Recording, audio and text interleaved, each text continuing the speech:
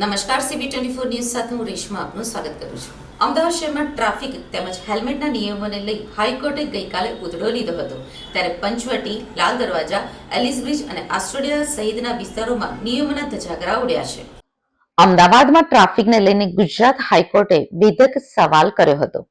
Traffic મુદ્દે હાઈકોર્ટે traffic police અને રાજ્ય સરકારને આડે હાથ લીધી છે. હાઈકોર્ટે સવાલ કર્યો છે કે ગુજરાતમાં હેલ્મેટના નિયમ છે ખરા?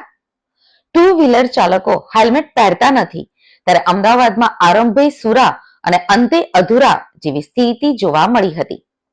અમદાવાદમાં શહેરમાં ટ્રાફિક તેમજ હેલ્મેટના નિયમોને લઈને હાઈકોર્ટે ગઈકાલે ઉધડો લીધો હતો. ત્યારે શહેરમાં પરિસ્થિતિ અલગ જ જોવા મળી છે. પંચવટી, લાલ દરવાજા, એલિસ બ્રિજ અને આસ્ટોડિયા સહિતના વિસ્તારોમાં નિયમોના ધજાગરા ઉડ્યા છે. ટ્રાફિક પોલીસને ટ્રાફિક નિયમો માટે રાખવામાં આવી છે અને શહેરમાં ટ્રાફિક ના સર્જાય તેનું કામ ટ્રાફિક પોલીસનું રહેતું હોય છે.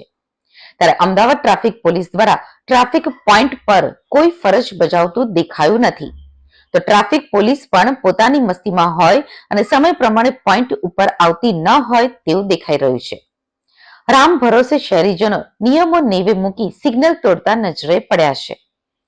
ગુજરાત હાઈકોર્ટે સરકારને ટકોર કરી છે કે હેલ્મેટનો નિયમ ફરજિયાત લાવવો, જેના કારણે અકસ્માતમાં કોઈ વ્યક્તિનો જીવ ના જાય.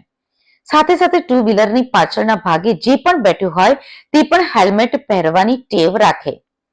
સામાન્ય રીતે કોઈ પણ વ્યક્તિ મોટા અકસ્માતનો ભોગ બનતી હોય છે ત્યારે માથાના ભાગે ઈજા થવાથી અથવા તો લોહી નીકળી જવાથી મોતને ભેટતી હોય છે.